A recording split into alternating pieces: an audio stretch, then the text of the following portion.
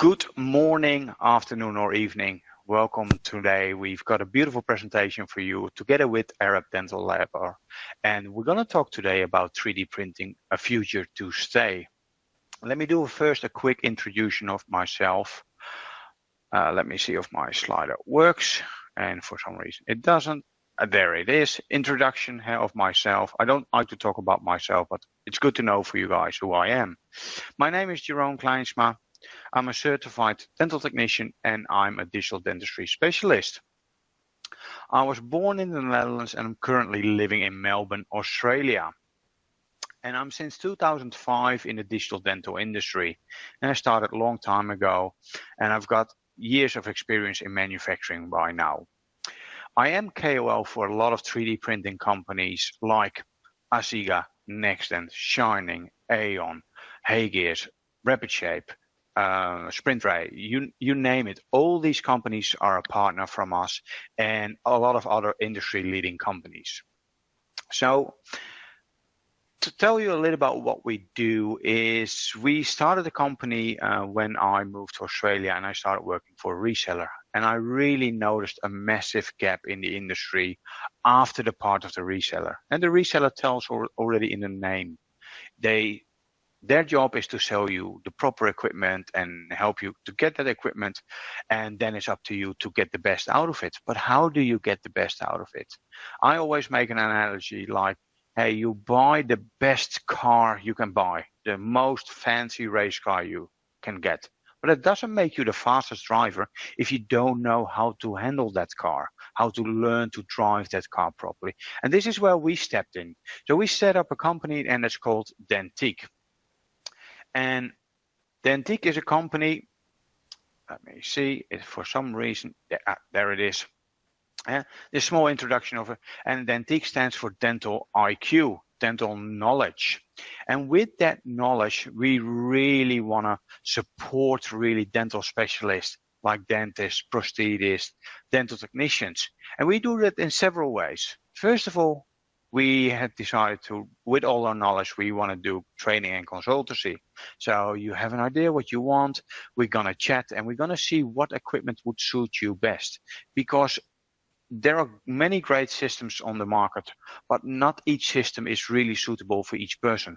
So we're really going to listen to you, what you want to do in the future, also your budget, and how much knowledge you have and how much time you would like to invest. All these things we can guide you, we can also train you on.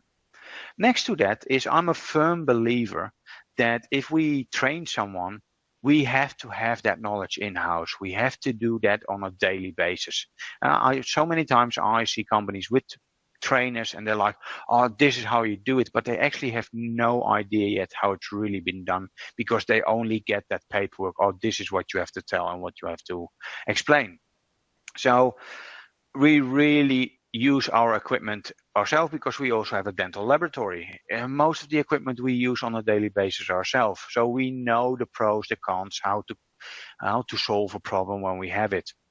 Next to that, we also do a design service. So for a lot of companies, clinics or labs who don't have the right knowledge in-house or the right amount of staff, we support them by providing a proper design. Next to all the support and training what we do, we have about 18 plus years of experience in digital manufacturing.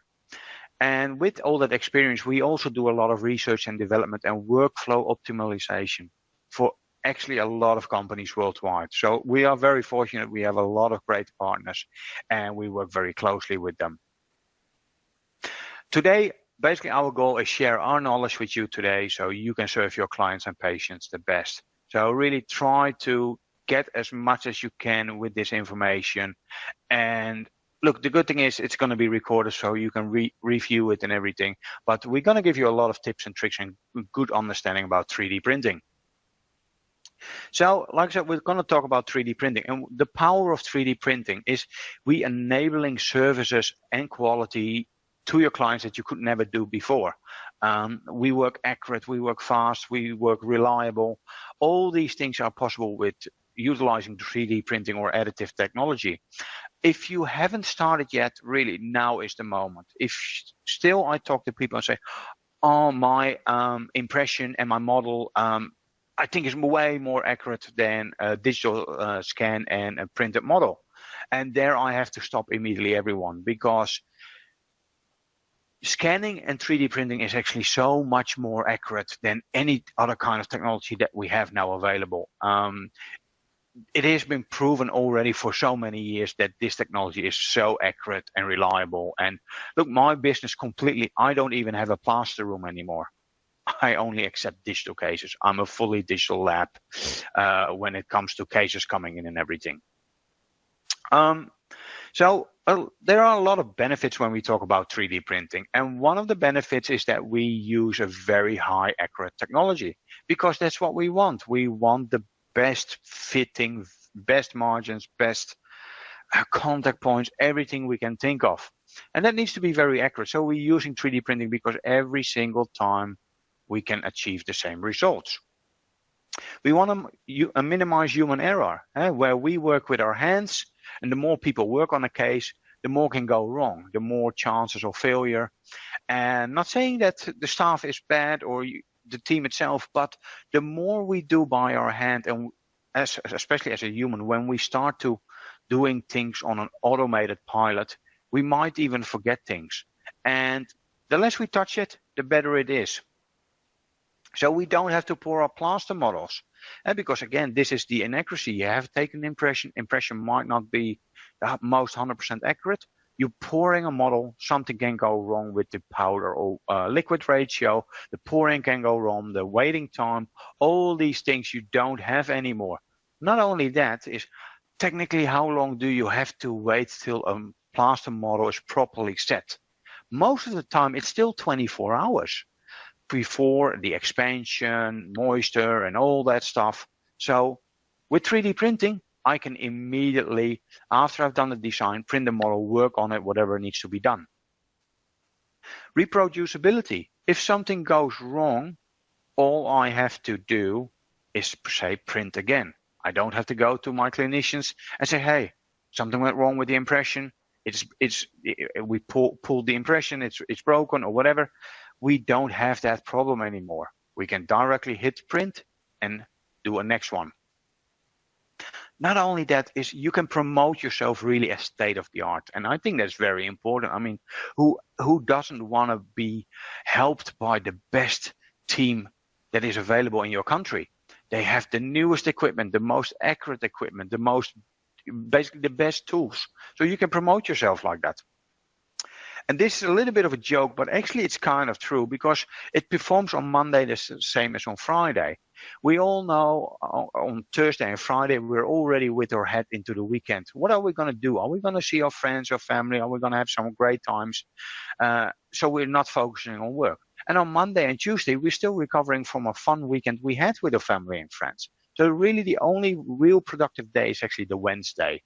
And like I said, it's a little bit of a joke, but I do think there's a certain amount of truth in that one. So we see already we got a lot of benefits over here when we use 3D printing.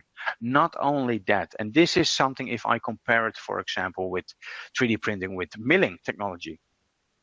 So milling or plastering models, trimming models and all that stuff, is there are more benefits with 3D printing actually, because we don't have any milling dust. We have no noise, no broken burrs. Basically no real maintenance cost and no real consumable cost except for the trays and the resins we're using. We don't need a high-end compressor that can be very costly, or a vacuum system or anything. We don't need an expensive CAM software, because actually most of the time it's included with the printers, and otherwise it's for a small subscription available depending on the system. But what I find actually the biggest benefit with everything with 3D printing is there is no drill compensation. Therefore, we can make a thinner restoration. So for the ones who don't really know what a drill compensation is, let me explain that in this way. I've made a little drawing for you guys that you have an idea how it is. So I'm drawing here the die. So it's a cut section of the die. So you hopefully can see that.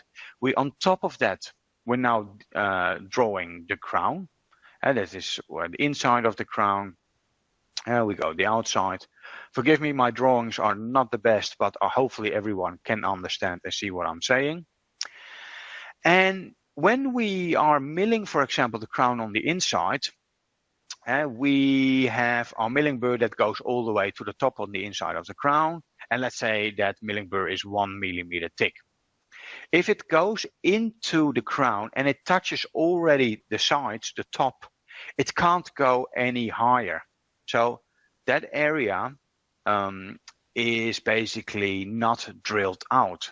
So what the software is doing, and that's called a drill compensation, is for that area to get the tip of the die to get all the way in there. The drill compensation is basically a part in the software where we're going to drill out some extra material. So now the top of the milling burr reaches the top of where the top of the die is. And that's called drill compensation. So we're going take a little bit extra way. That means now the crown sits all the way properly down. What is the benefit? Well, because we have that drill compensation, if you look on the left side, if we have drill compensation and the wall thickness is much smaller because we got the outside of the crown and we got the inside of the crown with the drill compensation, suddenly my space may be been halved.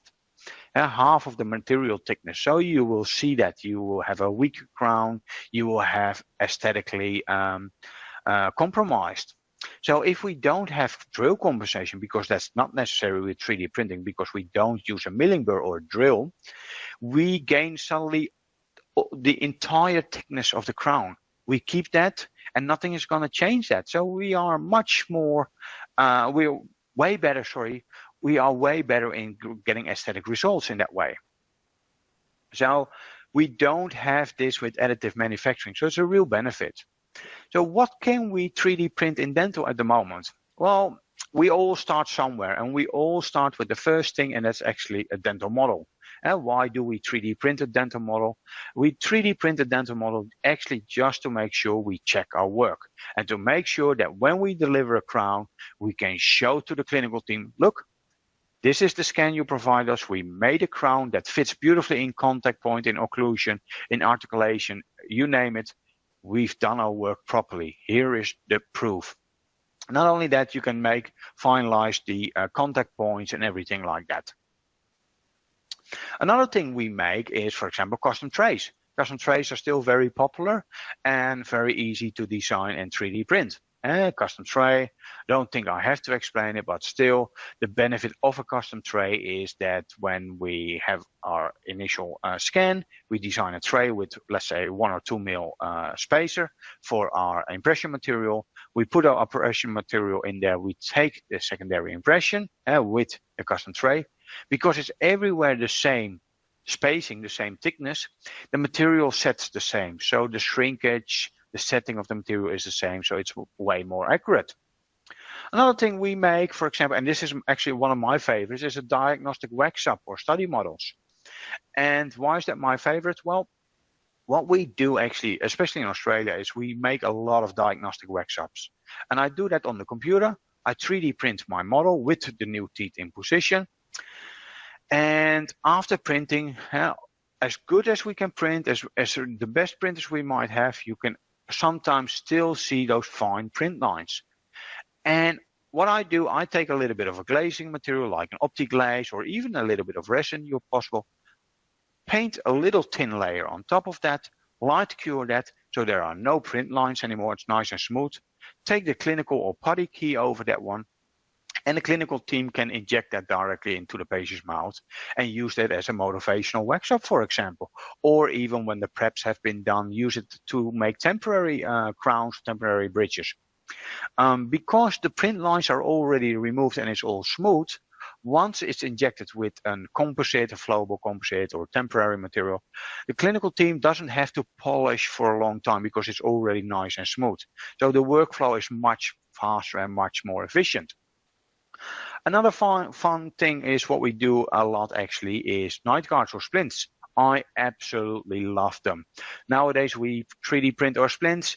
Once it comes off the printer, I just clean them, take off the light cure them, of course, take off the support pins and polish them and send them off. It's a good and easy product actually, and we absolutely love them. Another thing we can do, for example, is castable patterns. So, for example, we designed an RPD, we want to print that in a castable material and then turn it into a metal, a chrome, titanium, whatever we want to do. It is really possible. Clear aligners. Clear aligners very popular. So we 3D print the model and we do a thermal forming or a suck down over it, trim the aligner, finish it and send that off. It's a really good revenue actually for each company. The other thing that we now doing and is actually becoming more popular, but I do have to say I don't think it's definitely there yet, but it will come, is direct aligners, direct clear aligners. So we directly print them, clean them, and the entire process. But this is something of the future that will definitely come. Another thing, surgical guides. I think plenty of you are also using surgical guides. There's nothing easier than basically design a surgical guide, plan the implant, plan where the sleeve comes, plan the guide itself, 3D print it, put the sleeve in, and you're ready to go. Another really cool thing, and this is something that is really upcoming for the following years. A lot of companies are investing a lot of resources into that. It is a hybrid material, and so we can 3D print or temporary and even long-term crowns. In the slide it says permanent because the entire world still calls it permanent. I don't like to call it permanent, and for one reason only. Who can really promise to the patient that it's forever? None of us. Not the lab, not the clinician. So I like to call it the long term. But we can definitely print them, and later on you will see quite some samples of them. I'm a big fan of this. I'm doing this for the last 3.5, nearly 4 years now, and it's become a really popular product also out of our laboratory. Lingual retainers. This is a lingual retainer, and I'll show you a little bit later. It's made in zirconium. Secret, it's 3D printed. But it's really cool, so we can make our retainer like that, bond that, and we got a beautiful solution. Another thing is full arch, multi-unit abutment or direct to fixture. We can 3D print the entire arch, put a little bit of composite or even like gingiva resin on the outside, and in my eyes that looks really amazing. Is it for permanent? Well, I'm probably do it as a long term, and especially to check if the design has been done correctly. Hey, we all know when we do full arch cases, the most difficult part is if we don't even have existing dentition, is my bite correct? Is my vertical dimension correct? All these things. Is everything correctly registered? And with this one, we can really check that, make small adjustments, scan it again, and then make, for example, the final case. And that works really well. Another cool thing is actually try-in or dentures, immediate dentures, all these things. So we print the teeth. I prefer always to print in bridges, because what's the weakest thing of any denture? That is a single tooth. It's quite easy to push out a single tooth, or a single tooth breaks. When you've got a full arch case, a full arch bridge, or even segmented in, let's say, an anterior bridge and 2 posteriors, then we got a very strong solution. We print the base in a pink material, bond the teeth in there, and finish it and ready to go. So the one you see on the screen on that one is only polished. And this is a sample I did about 2.5 years ago. And it's still one of the best I've seen, and I've came across that how good we are able to create a really great solution for a patient by utilizing 3D printing. So I want to show you a couple of examples that you have an idea how great 3D printing is and how you can be amazed by 3D printing. So this is a crown I've 3D printed, and I've done nothing to it. It just comes out of the printer, and I've just polished that up a little bit. And you see an A3 is a beautiful A3. Another one, beautiful crown. Another A3, just out of the printer, polished, ready to go. This is a very interesting case. This is a case with, I believe this is the brand Ceramax implants from Switzerland.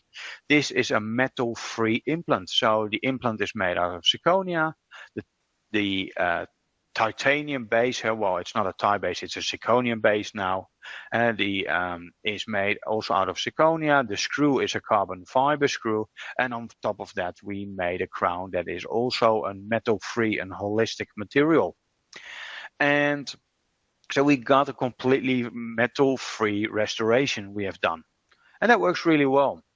Another one, just a little crown, almost like an onlay. This was actually an interesting case. Is it the best aesthetics? Definitely not. I will never say that on this case. However, this is a case where the patient had existing teeth, the 3 centrals, and she wanted to maintain exactly the same teeth. So what we've done a copy. We copied the shape of the existing teeth.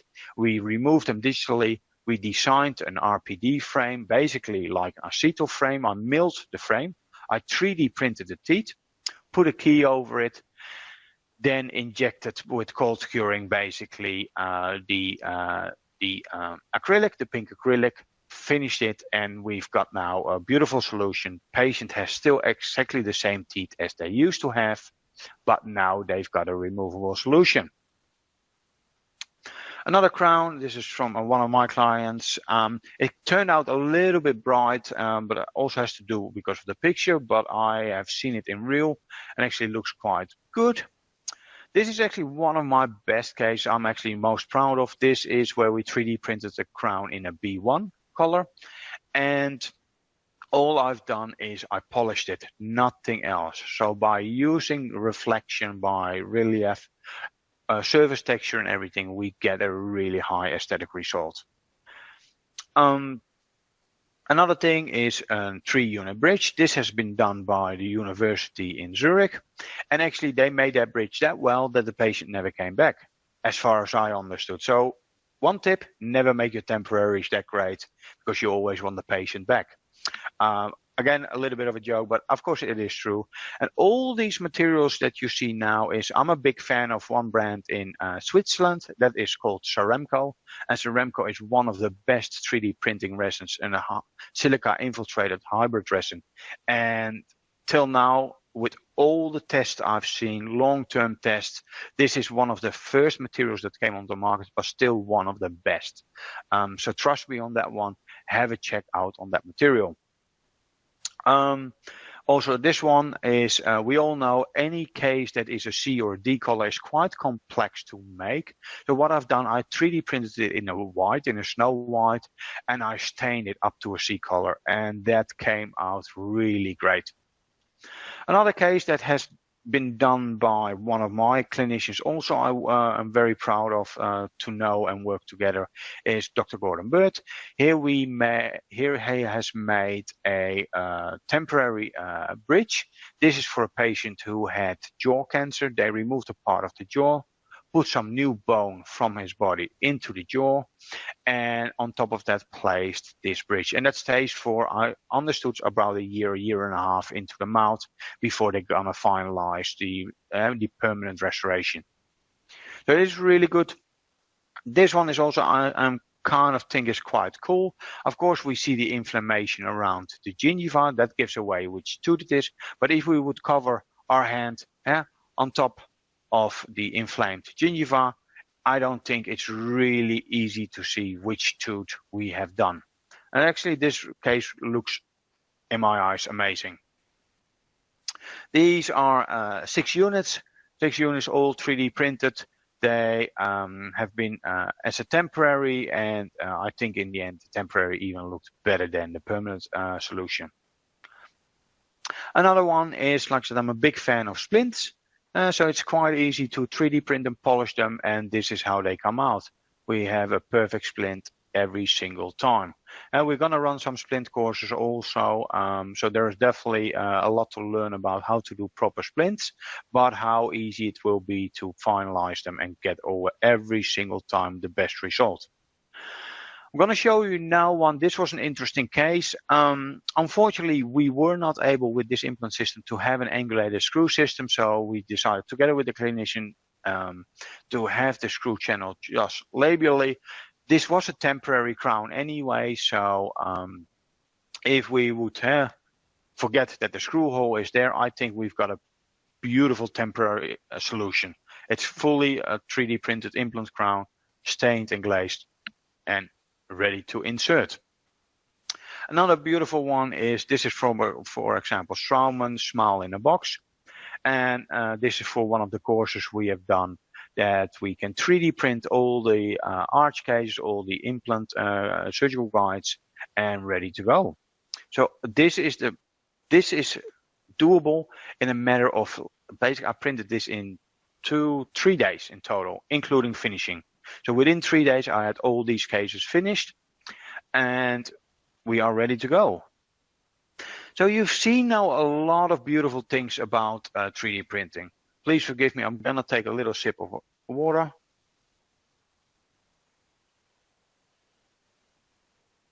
So how can we achieve good prints? Well, actually, or how can we achieve better prints? Well, it is following protocol. Every single time we have to do the same thing. If we're gonna keep changing every time something and something goes wrong, we don't know where it went wrong. So please, everything you do in any manufacturing environment, always follow protocol. And one of the things is to understand also, what are the basics of 3D printing? If you understand the real basics, you can achieve better results, but only when something goes wrong, you easily recognize where it went wrong and how to adjust that. So let me talk to you a little bit about the basics of 3D printing. And what are the basics of 3D printing? Well, we all know that probably that Michelin Man, I love to call them the fat rolls, huh? That is layer upon layer. When we did the first printers, the FDM printers, that is with a piece of wire, plastic wire that goes to a heated nozzle and been put on. That technology is basically the same. The basics of 3D printing is building layer upon layer until we created a three-dimensional object. But we have to keep a couple of things in consideration. And one of the things is that object height divided by layer height is my time. And how is that? Well, let's say my object height is 0.8 of a millimeter. And each layer that we're gonna make is 0.2. We only need 4 layers. Quite easy, right? However, let's pretend that each layer takes 10 seconds. So I have to have 4 layers of 10 seconds, gives me 40 seconds. Okay. If I want a smaller layer height, because I want a little bit smaller lines, then instead of having a 0.2 millimeter layer thickness, I'm going, for example, half of it, 0.1. I suddenly, instead of 4 layers, I suddenly need 8 layers. What does that gonna do with my time? Going from 4 to 8 layers, that will go from 40 seconds to roughly 80 seconds, at double the amount of time. So the more layers we have, the more time it takes to print. Hope that makes sense. So, for example, I've got my phone, my phone is over here. And when I've got my phone like this, I've got a very small object. And the object is very small. So I only need a couple of layers to get my object printed. Let's say this takes 10 minutes. But if I orient my object differently, like that, suddenly my height has become bigger. Now I need, instead of 10 minutes, I maybe need 30 to 40 minutes to print this. However, the benefit is, if I have my platform, I can locate and position multiple objects on it instead of just one. So it is a lot of details in how to orient objects that determines how long the printing takes. Okay, so a lot of people are always like, oh yeah, but my printer is this accurate and that accurate, and that doesn't say a lot of things, because really, where do we get our accuracy? That is on the X and Y dimension on a printer, how accurate those pixels or the light source actually is. And the Z dimension, that is really the layers, is telling me a little bit more about the smoothness and the details. So how can we check that? Well, for example, we have a pyramid over here. The one on the left is still a pyramid, but it has a couple of layers only, so it has rough, big steps. On the right side, we still have a pyramid, but instead of big steps, we got a lot of small steps. Now suddenly, it's still a pyramid, but it is much more smooth, and you see a lot more details. For example, with this one, the sphere or the dome, the more layers you have, the more smooth and the more details we see. Okay, another thing we can think about is, remember I told you about, if I orient my object like this vertically, I've got higher object, my print time takes longer. Well, there are a couple of things we can think about, and that is, for example, when we have an object, we have to put it in layers. We can also have something is called adaptive slicing. And adaptive slicing, instead of having always the same layers, we're gonna do the first couple of layers big steps. For example, the bottom of a model is not as interesting because we only need the detail in the top. So the first parts we're gonna print in big steps. That goes much faster, and then we go in fine layers so we see a lot more detail. And that's called adaptive slicing. So we've now really talked about what are the basics of 3D printing, and that is layer upon layer to get an object. And the finer the layers, the more smoothness, the more details we have. But also the more layers we have, the more print time it will take. Okay, so let's talk a little bit about the technology itself. So there are a couple of technologies that we're using. And the technology we're really using in dental is basically the SLA or DLP UV technology. And this is really how it works with 3D printing when we do with resin printing. And how come? Well, basically we have our build vat or our resin tank, and we put a photopolymer resin in there. And a photopolymer resin, basically see it like a plasma. In that plasma are particles that are reacting to UV light. So when it comes in contact with UV light, it solidifies, it becomes solid. And in between all those particles are also pigmentation, the color. And so all this technology, this kind of photopolymer technology, is basically been invented by Chuck Hall in 1984, basically the founder of 3D systems. And how does it now work? Well, we got our resin tank with our photopolymer resin. We got our platform in there that goes all the way down. And then once it's all the way down and created one little thin layer, underneath a light source goes on, goes off, platform goes back up, and hopefully the part that has been cured, that has been solidified, sticks to the platform. We go back down again, we create another layer of resin, light goes on, light goes off, and it keeps going and going. And like I said, we got our resin tank here. In that resin tank, we put our photopolymer resin that reacts with UV light, and underneath is a UV light source. Okay, so a little bit more details. The platform goes down. Once it's down, a layer of resin, light goes on, light goes off, and that layer sticks to the other layer or to the platform. And this is how you slowly build an object, and it becomes bigger and bigger, because every time material is added to that object. I think that's quite easy. When we started with 3D printing, actually one of the first we started with was with the technologies called SLA, and that is by a laser, selective laser. And the company that really started with creating something like that is Formlabs. We've got, for example, the Formlabs 3B now, and it has our platform, it has a resin tank, and underneath is a laser as a light source. The other ones we are using is a DLP SLA technology. For example, the Asiga, the NextGen 5100, the Sprint Ray Pro, the S95, the 55, and all those systems. And we got the masked SLA technology, the Accurata NextGen LCD1, the Shining, those printers. We're going into a little bit more details later about that. But what's the big difference? Well, if we look at the top left, we see our light source from the laser, the SLA laser, and that is a round circle. The light source is a round circle, so once it goes over the platform, it creates a sharp line. The DOP works a little bit different. The DOP is a technology that works like a DOP projector, like we watch a movie or anything, that kind of projector what you have on the wall. That is the same type of technology in there, and that is pixel based. And then the other one is the masked SLA. That is also a pixel based technology in LCD.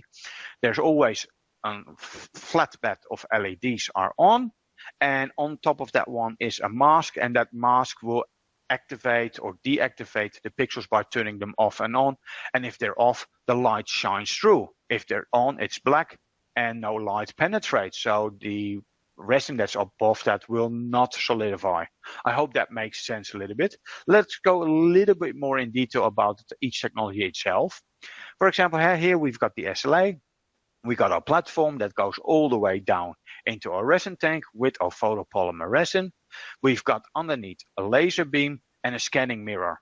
And that mirror moves a little bit left and right. So it basically moves that laser point over the entire surface of that platform, of the build platform. And here we can see that the printed parts, number one, the support pins that are needed, the resin is in there, and all those things. So that laser goes in there, that's been reflected and goes up. The difference is with the SLA technology is that laser moves and has to touch every single point. So it has to go all the way around. So the more objects I have on my platform, the longer the printing will take. And this is one of the disadvantages of an SLA technology. Yes, it is very accurate, it's very smooth, it's a great technology, but because that laser point has to touch every single area by itself, because it's just a single laser point in that way, it takes a little bit longer. Okay, if we talk about DOP technology, and this is why actually DOP printers are way more expensive, because there's only one manufacturer of the DOP chip, and that is Texas Instruments. They are the only one who can make these. So that technology of 3D printing works the same. The only difference we have here, instead of having our laser, is we have our projector. And instead of one single laser point, it shines or displays basically the entire layer at once. And the same when we watch a movie on the wall, we see everything. We don't only see one pixel, no, we see the entire screen. And that's the same with this. So it lights only what it needs to light, so it goes really the entire layer by layer by layer. So that technology is way faster. Because of the projector is a very strong light source, the photopolymer resins most of the time for DOP printers are way more sensitive, so they light cure or set and solidify much faster. So this technology can also print a lot faster.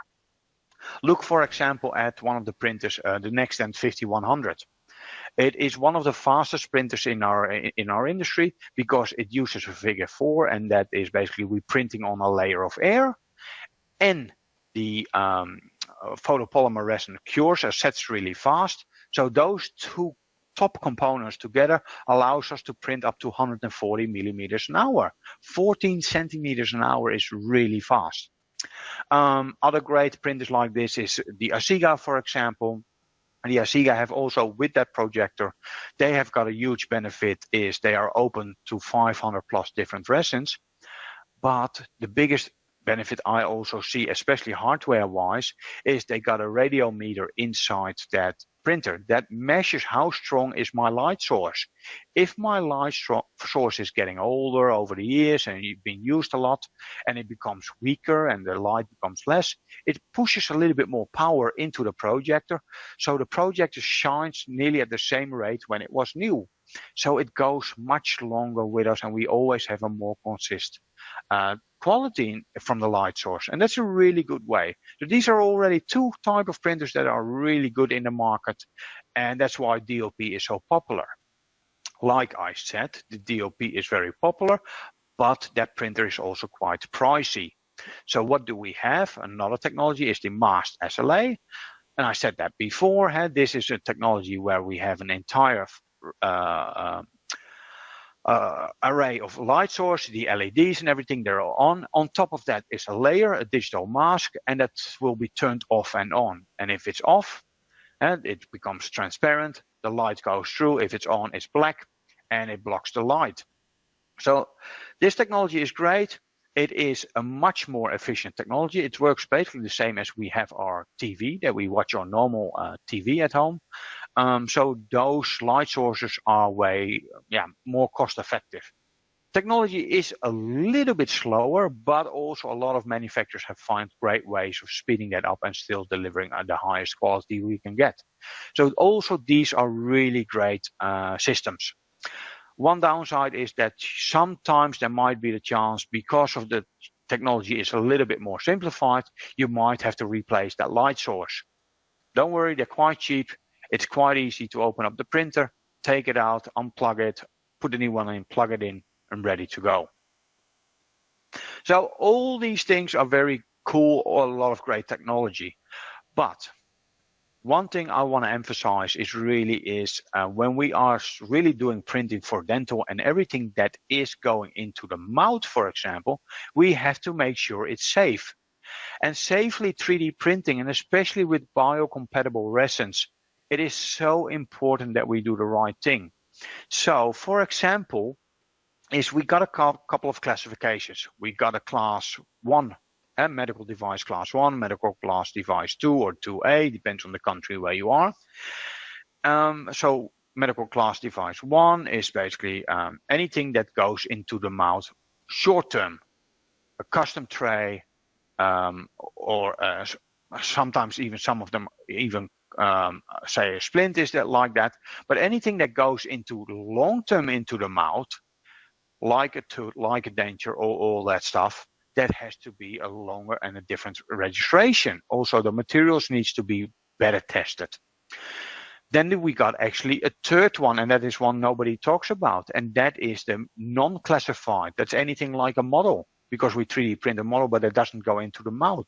But we want to make sure that the particles on the model are properly light cured, because we don't want to contaminate everything else that we make and it goes into the mouth. Also, never mix any solution for non-biomaterials. What do I mean with that? Well, let me show you a little bit in the next one. When we do, for example, cleaning, when we clean our 3D printed parts. 3D printing is a great technology, and a lot of people, I've got a 3D printer and I'm there. No, you have to understand that we have to have a scan or digitalize an impression with a lab scanner, for example. Then we have to design something, a model, a crown, a splint, you name it. Then we have to 3D print it. Then we have to clean it, because once it's 3D printed, there's still resin sticking on the outside of the object that is not solidified. And we need to take that off before we do the final light curing to make sure it's safe to use. So we have to clean it and then have the final light curing. So that cleaning, that is very important. Only 3D printing itself and everything around is only 30% of your workflow. The most important part is, I find personally, is cleaning and light curing, because if you don't do that correctly, whatever we've done up front has failed already. So when we can clean a couple of different ways. We can clean in a clinical environment. For example, we use an automated system. This is a Tornado with 1 and 2 paths. There is a fully automated system. There are those twisting machines. Sprint Tray has their system that it fully puts one IPA tank, first cleaning solution, washes it, pumps it out, put the second one in, and so on. Or we have a lab environment. For example, we use an ultrasonic device, and we use single containers. Just the containers just behind my head, I see. My apologies for that one. I just use a container that I can close off. And for every material I use, I have a number A, that's the dirty one, and number B, that's my clean one. And if we go back to this one, do not mix with solutions for non-biomaterials. It's so important that, for example, I do not mix or clean a splint in the same cleaning solution that I use for my models. because then you will contaminate your splint with a non-classified material. Also, all these cleaning stations and automated systems are great, but actually you can only use them for one type, for a non-medical or non-biomaterial, a class 1 or a class 2. And even I prefer to separate everything even more. For each material, I've got my own solution. So what kind of solutions do we actually have? Well, we got two of them that we really use widely. One of them is called an IPA, isopropyl alcohol, ranging from 70% all the way up to 100%. Is 100% better to clean? No, not so much, but because it's a higher concentrate, it takes longer for it to dilute. So the working part, how long I can work with it, takes much longer. So it's widely available, it's a low cost, it's vaporized, but it has a couple of disadvantages. It has a potent smell and it's very flammable. And in some countries, people are not, because of religion, for example, not able to use that material. So what else do you have? Well, something else that just came to the market. I am using it actually for a couple of years now because I've been testing and helping the company to look into these materials. It's a cleaning concentrate. Ceramco is one of the brands that has that. We've got a couple of other brands, but I'm a big fan, like I said before, from Ceramco. And this is just a concentrate. So I've got 3 liters of that material. I mix it with clean water and I suddenly got a 15-liter solution. It doesn't vaporize, it smells nice, it's non-flammable. And because it's a concentrate, I save a lot on freight costs. So this works really well. So we got also 2 solutions for that. So one thing I always want to discuss, and I think that's my duty as any. Let me know when I can continue. Okay, we can. Okay. So one of the things I also find very important is safety. It's not so much only for the things we do, but especially also for ourselves. And one of the things is the PPE, personal safety, and I find it important to explain these, especially because we are training people how to do the right thing, and safety is very important for me. So one of the things I always say also, when you do 3D printing or even your cleaning, make sure it's on a stable surface. So don't put your printer on a wobbly table. So once you walk past that table, the printer starts wobbling and hey, technically your print might have failed already.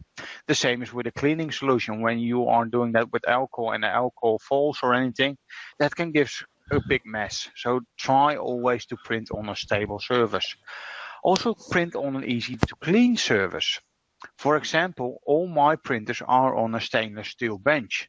If I have some kind of resin spill, it's for me very easy. Spray a little bit of alcohol, wipe it off, and my bench is clean. Also, my printers are always clean. There's no reason why a printer should be dirty. That's pure laziness in my eyes. Also, work in a well-ventilated area with extraction. Even though printers are we don't have dust or anything, we still have print fumes. That is a chemical inside. The resin itself is a chemical until it has been properly light cured. So make sure there's proper ventilation. Also, all my resins are stored in a very special cabinet that is constantly air filtered. So my working environment is actually very clean. Also, use safety goggles. We only got 1 pair of eyes. I'm wearing glasses, for example. That helps me already, but make sure that you can't spill any resins in your eye. Also work with nitrile gloves. No latex and especially not powdered gloves, because that powder can go into your resin and can contaminate or even arrange a failed print. Why do I say work not with nitrile? Well, 2 reasons. First of all, nitrile gloves are much stronger, so the chance that it rips is small. But also nitrile doesn't react as much as latex. Latex can give a reaction with certain resins, and it's also with alcohol. So make sure that you protect your hands. Not only that, work with a lab coat or protective clothing.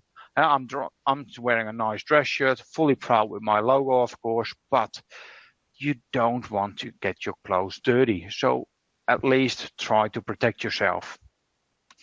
So in order to 3D printing to understand more, we also want to know what does it really cost. Well, that really depends on what kind of printer we have, what kind of resin. But I'm gonna give you now an average. And also about the print times. For example, when we 3D print a crown, the material-wise is roughly less than $4 per unit. And it can take us, depending on the printer, between 15 and 40 minutes. So some printers are very fast, some printers are a little bit slower, and it depends on how much layers you want to print. If you want to print fast, you do bigger layers, but that means you need more processing because you see more lines. I hope that makes sense for you. If I do that for a crown, roughly around $10, that takes about 10 to 25 minutes.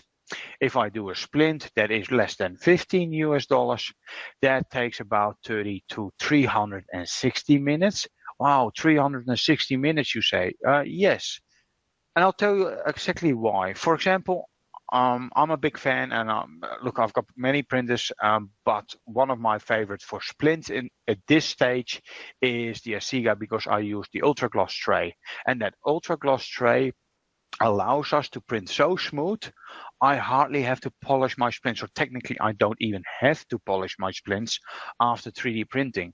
But because of that technology only allows to have very small layers to create that very smooth surface, I have much higher print time. So my print time takes much, and my printing time is much longer like that.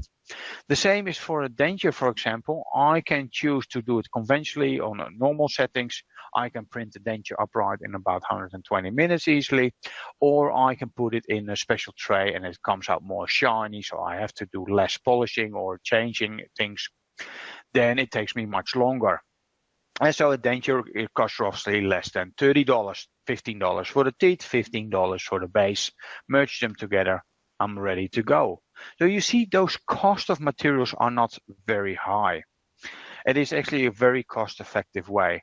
So, for example, what is also a real benefit in comparison with anything with milling, for example, if we, let's say, print a crown.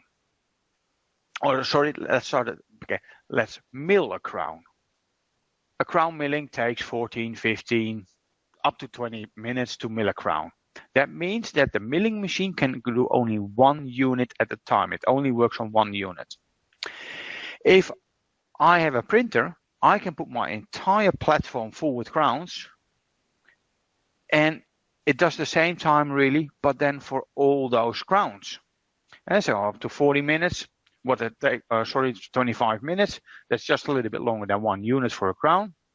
It is easy to do, and I've got many more units like that.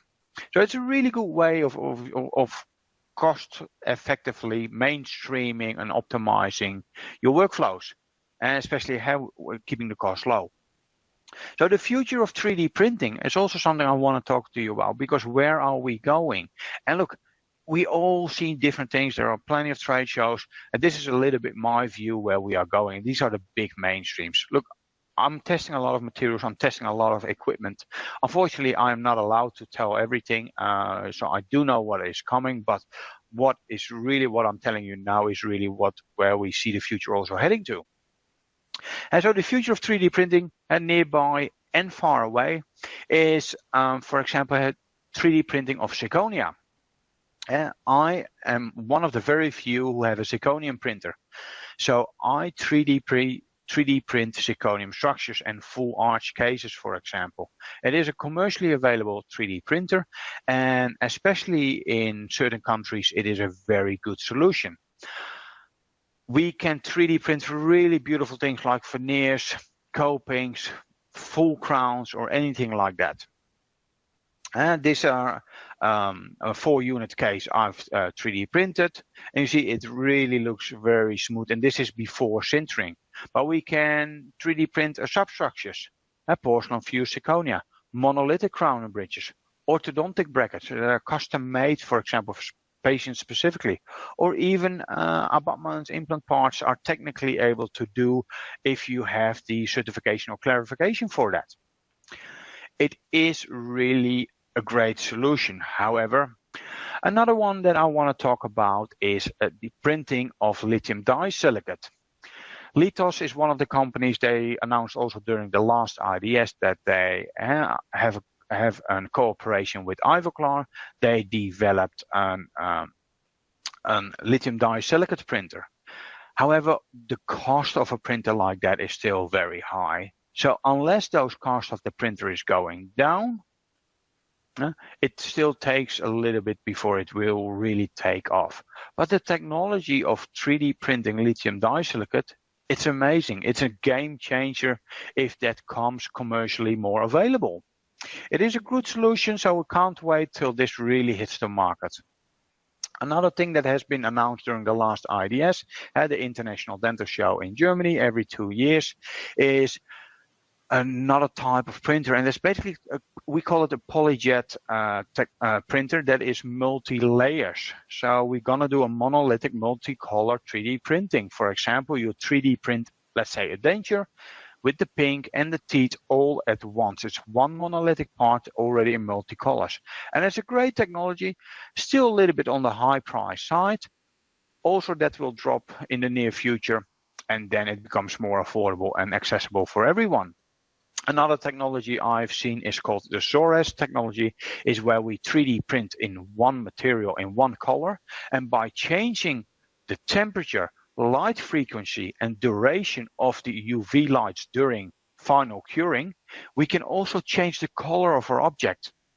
For example, if we do a denture and the teeth, first I'm going to put it in and everything fine, do it a couple of times, the teeth becomes the tooth color and everything. Then I put an opaquer on top of the teeth, almost like paint, so light cannot go onto the teeth, and then I put it back in the machine, and then because it starts light curing even more, the gingiva area turns into the pink part really, and then I can steam off the paint, and I've got a denture that looks like pink and tooth color all at the same material. It's a little bit similar, and so it's still a monolithic multicolor, actually 3D printing, and it's a really cool technology. So these are the real highlights, I think, where we're going with 3D printing at this stage. We haven't seen a lot of changes except for the materials. So materials are developing every single time, and they're coming better materials onto the market. So if you haven't stepped into the market of 3D printing, do it now, because if you have to do it later, you might have missed that boat and you are already behind with the rest of the market, with your competitor, with your friends who are already doing it. It is easy to do. Once you know the steps and you do it correctly, you will always have great aesthetic results, and you will have minimum amount of failed prints, or better, none. So what is also very important to understand when you go 3D printing is that you have to trust in what you're doing. Trust that you have the right software. So make sure you choose the right software for your designs, for your post-processing, for your printing, everything like that. Make sure you got the right hardware. Make sure you got the right computer, for example. And one of the big things is when we talk about digital technology, especially in dental, is a lot of labs and also clinics, they still work with an old computer. I'm like, invest into a new computer. If you have to wait a long time before your calculation, your design, your slicing, your print settings have been done, you're losing time. And time is money, and it frustrates people. Always make sure you got the latest computer. When you make sure, I do it myself, for example, every 2 to 3 years I upgrade, and after 3 to 4 years I basically replace my entire system and got a fresh system. So I always have the latest technology. Use the right materials that are approved. How do you know? Go to your reseller, ask for the certification, make sure that they sell you what they are allowed to sell you. So do a little bit of your own resource. And now choose the right partner for your support. Everybody needs support. Everybody needs the help they can get. So invest into that. Invest into yourself. Like I said in the beginning of today's webinar, I said you can buy the most expensive car, but if you don't invest into yourself to becoming a better driver, you will not be able to make that car go any faster than your own ability. So invest also in yourself. Train yourself. hire a trainer who has experience. Make sure they teach you the right things, how to do it, and you become so much more efficient and much better in your work. And also make sure you've got a certified workflow. And it has also to do with the right materials. In the end, you're making something for the patient. You want to make sure you do the right thing. So don't try somewhere off eBay, get some materials. Even they on eBay, they say, oh no, it's certified, it's safe to go. Well, we can name them all. They are widely available. Please don't. You will hurt in the end the patient. So make sure you've got a safe thing to do. I think we covered already a lot for today. So actually, we are towards the end of our webinar, and I would like to, on behalf of Arab Dental Labor and Dentique and myself, would like to thank you for participating today. And there's only one final thing that I would like to give you. Money can't buy happiness, but it can buy a 3D printer, and that's kind of the same thing. For me it is. I love 3D printing, so reach out to us or to Arab Dental Labor if you want to learn more about manufacturing and especially 3D printing in general. Please follow us on social media, and if there are any questions, please feel free to reach out. Thank you very much and have a lovely day. Thank you very much, Mr. Yron, and wish to meet you soon again. Have a nice day. Thank you very much. Thank you for having me, and I look forward to working closely with you to support you over there. Thank you very much. Thank you.